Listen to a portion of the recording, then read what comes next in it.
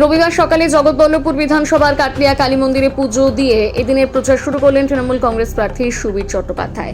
এদিন মন্দিরে পুজো দেওয়ার পর মাকড়দহ ১ নম্বর পঞ্চায়েতের কাটলিয়া, ঝাউতলা, দাসপাড়া, সর্দারপাড়া, কাটুলিয়া মোড় হয়ে মাকড়দা বাজার প্রভৃতি এলাকায় ঘুরে তিনি ভোটের প্রচার করেন। এদিন প্রচারের ফাঁকে ফাঁকে সাধারণ মানুষের বিভিন্ন অভাব অভিযোগের কথা শুনলেন তৃণমূল প্রার্থী।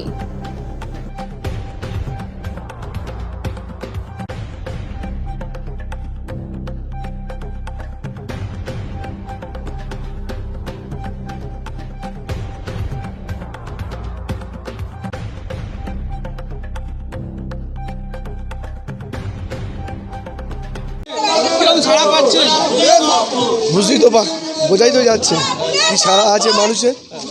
বাংলার মাটিতে দাঁড়িয়ে মমতা বন্দ্যোপাধ্যায় ছাড়া অন্য কারোর জায়গা নেই। ঠিক আছে, সারা জগৎবল্লভপুর ওরা যত উৎসব অপপ্রচার যত কিছু করবে, সমস্ত মানুষ ইউনাইটেড হচ্ছে, আরও সংগঠিত হচ্ছে, আরও সংঘবদ্ধ হচ্ছে। ওদের জামানত জব্দ করতে হবে যাতে এর পরবর্তীকালে কোনো নির্বাচনে এরা অংশগ্রহণ করতে না পারে। তার জন্য বাংলার মানুষ প্রস্তুত হচ্ছে।